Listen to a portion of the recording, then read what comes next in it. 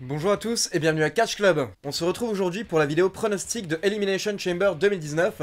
Mais d'abord, comme d'habitude, quelques petites news très rapides. Donc d'abord, ça fait quelques jours que je vous en parle. Mais comme je vous l'avais dit, en fait, quand mon designer m'a créé le logo Catch Club, il m'a également fait une seconde version customisée d'Elite.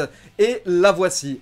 Donc pour info, je l'ai sorti hier sur Instagram et je viens de recevoir le t-shirt aujourd'hui et honnêtement j'en suis incroyablement fier parce que c'est vraiment le résultat que j'attendais en fait et on a travaillé des heures dessus pour avoir le masque qu'on attendait, pour avoir les couleurs qu'on souhaitait et honnêtement ça rend super bien. Donc pour la peine, je suis vraiment très content du résultat et j'espère qu'il vous plaise également. Donc comme je vous l'ai dit, j'avais déjà dévoilé ce logo sur Instagram hier soir, donc n'hésitez pas à m'ajouter au nouveau compte Instagram de Catch Club @le_catch_club.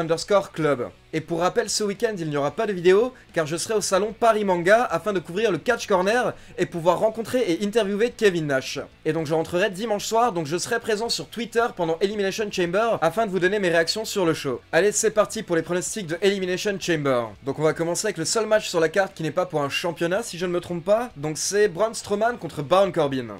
Comme d'habitude, je vais être assez rapide lors des pronos et je m'étalerai plus en profondeur sur le show lors de la review. Alors concernant ce premier match, forcément je vois pas trop d'intérêt à faire gagner Baron Corbin. Ça me paraît logique de donner la victoire à Braun Strowman parce que malgré tout ça reste le monstre dominant de Raw, même si actuellement il est un petit peu moins mis en avant, surtout dans la course au titre. Puis il faut être honnête, les multiples face et heel turn qu'a subi Braun Strowman dans les derniers mois a un petit peu fait du mal à son personnage. Mais voilà, j'espère qu'il va réussir à se reconstruire rapidement et surtout pour le moment je pense qu'il faut le laisser en face.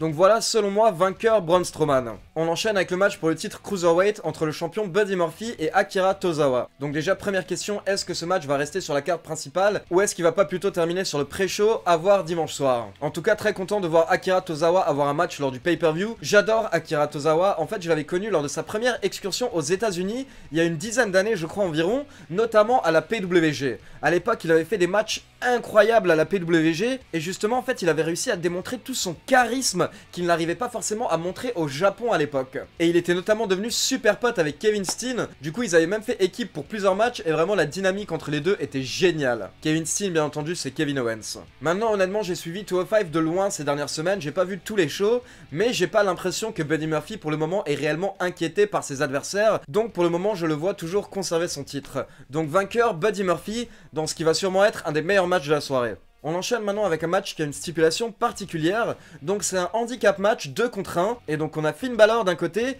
et Bobby Lashley et Lio Rush de l'autre. Et en fait le délire de ce match, la particularité, c'est que si Finn Balor bat Bobby Lashley ou même Lio Rush, il devient champion intercontinental.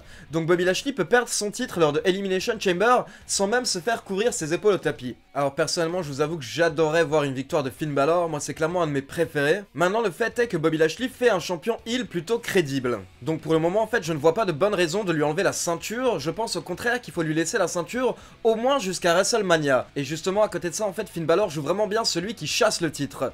Donc la course au titre pourrait durer encore quelques mois, je verrais bien un match retour à WrestleMania, peut-être avec d'autres catcheurs, pourquoi pas un match à 3 ou un match à 4, mais en tout cas je préférais voir Bobby Lashley perdre son titre à WrestleMania contre Finn Balor. Donc pour Elimination Chamber je vais miser sur Bobby Lashley qui conserve son titre. Et derrière ça, j'espère que la rivalité va continuer entre les deux. Pourquoi pas voir Kevin Owens ou Sami Zayn par exemple rejoindre la rivalité et à ce moment-là avoir un match à plusieurs à WrestleMania. Parce que si Kevin Owens et Sami Zayn reviennent dans les prochaines semaines, il faudra les caser quelque part. Et forcément, ce sera pas dans la course pour le championnat du monde, donc pourquoi pas dans la course pour le championnat intercontinental. On enchaîne maintenant avec le match pour le championnat féminin de Raw entre la championne Ronda Rousey et la challengeuse Ruby Riott. Donc ce match est un petit peu sorti de nulle part. La seule explication qu'on a eu en fait, c'est que Ronda Rousey a battu Sarah Logan et Liv Morgan à la suite il y a 2 semaines si je me rappelle bien lors de Raw. Donc encore une fois forcément je vais être très rapide parce qu'il n'y a aucun doute, très logiquement Ronda Rousey va conserver son titre. Maintenant par contre je suis très curieux de voir le déroulement du match, surtout parce que Charlotte Flair a annoncé qu'elle va être aux abords du ring, elle aura une place, un ticket pour être au premier rang. Donc est-ce que Charlotte Flair va intervenir pendant le match?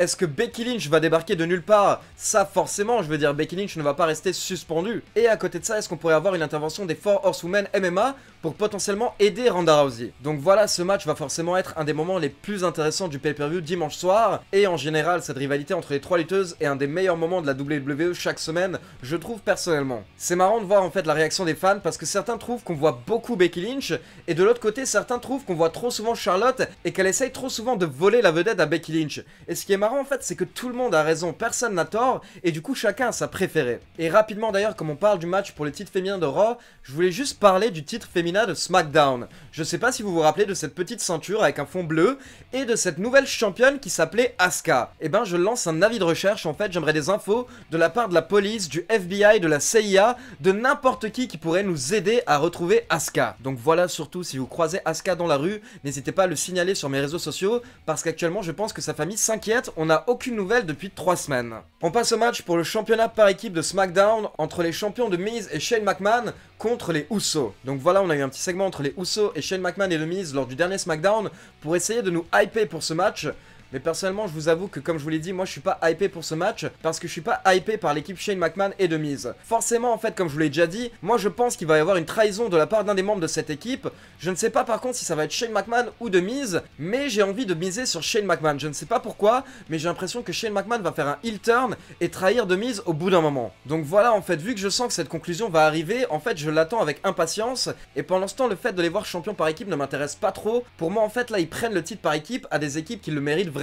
Pendant ce temps, comme d'habitude, on voit pas Gallows et Anderson, on voit pas Sanity, on voit plus de Bar. Donc voilà, comme je l'avais dit, Shane McMahon et The Miz n'avaient pas forcément besoin du titre pour cette rivalité. Maintenant, quoi qu'il se passe, The Miz est un très bon catcheur, Shane McMahon se débrouille plutôt bien, et les Usos sont potentiellement la meilleure équipe de la WWE, donc en tout cas, je pense qu'on va avoir le droit à un très bon match, sûrement quelques gros bumps, quelques gros spots. Donc personnellement, j'espère voir une victoire des Usos, donc je vais miser sur les Usos, nouveaux champions par équipe de SmackDown. Et donc dimanche soir, on aura le droit à 2 Elimination Chamber matchs, ces matchs typiques dans les cages. Et donc le premier match sera particulier parce que d'abord ce sera un match féminin et deuxièmement en fait ce sera un match par équipe. Donc pour rappel, au niveau des équipes, on a Nia Jax et Tamina, Liv Morgan et Sarah Logan, Mandy Rose et Sonya Deville, les Iconics, Naomi et Carmella, et Sasha Banks et Bayley. Et pour info, mercredi, la WWE a confirmé que Sasha Banks a reçu le feu vert des médecins pour pouvoir combattre ce dimanche. Donc Sasha Banks sera bien dans le match. Et donc suite au match de cette semaine lors de Raw et SmackDown, on sait que les deux équipes qui vont débuter le match sont Sasha Banks et Bayley, et Mandy Rose et Sonya Deville. Et donc les 4 autres équipes seront dans les pods, et au fil du match, chaque équipe sera libérée. Et donc c'est un match à élimination, il faut éliminer les adversaires pour pouvoir remporter le match. Personnellement, j'hésite entre deux équipes pour ce match,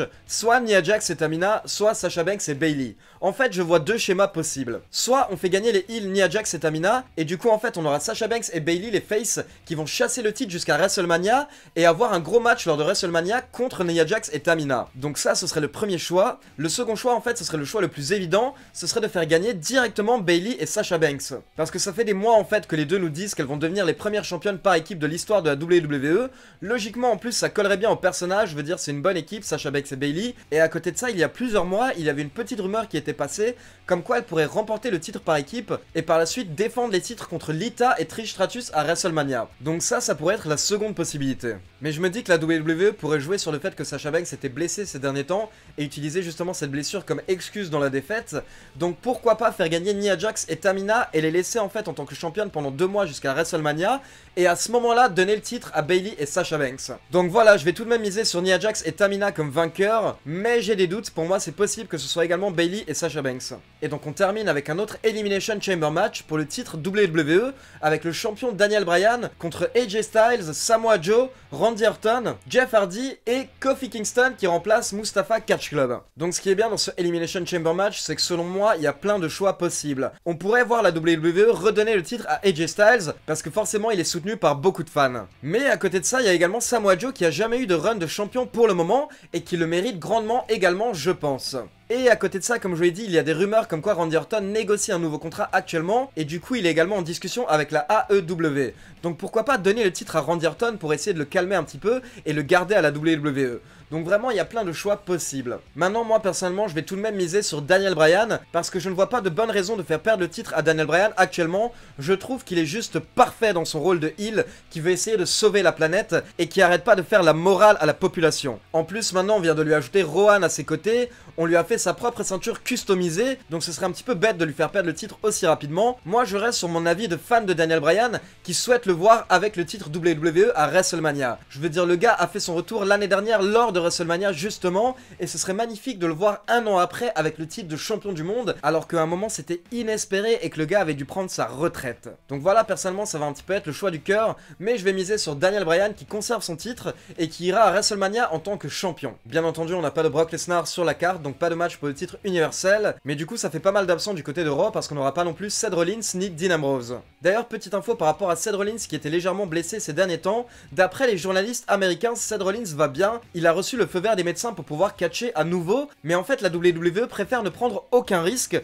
c'est pour ça qu'ils ne le font pas lutter actuellement. Ils préfèrent le laisser souffler, le laisser se reposer pour qu'il soit à 100% d'ici WrestleMania. Mais voilà, en tout cas c'est possible qu'on revoie Seth Rollins dans les rings avant WrestleMania, car en tout cas physiquement il est prêt, mais la fédération ne souhaite pas prendre de risques. Donc voilà, c'est tout pour mes pronostics par rapport à Elimination Chamber 2019. Comme d'habitude, n'hésitez pas à me donner vos pronostics dans les commentaires. Par exemple, selon vous, est-ce que Daniel Bryan va conserver son titre ou est-ce qu'on aura le droit à un nouveau champion du monde lors de Elimination Chamber? Et donc pour rappel, comme je vous l'ai dit, moi je rentre dimanche soir vers minuit, minuit et demi, donc je serai de retour juste à temps pour Elimination Chamber et je serai sur Twitter @lecatchclub comme d'habitude pour vous donner mes impressions par écrit. Et donc ce week-end je suis à Paris Manga, donc pas de vidéo pendant 2 jours, mais on se retrouve lundi pour la review de Elimination Chamber et donc la semaine prochaine vous aurez également la review de Raw et SmackDown. D'ailleurs pour info, mon ordi vient de revenir de réparation aujourd'hui, donc je pourrai reprendre mon rythme habituel dès la semaine prochaine. Et du coup forcément à côté des reviews de Raw et SmackDown, vous aurez également mon vlog sur Paris Manga ainsi que mon interview de Kevin Nash. Mais je vais également vous ramener des images des shows de catch qu'il y aura lors de Paris Manga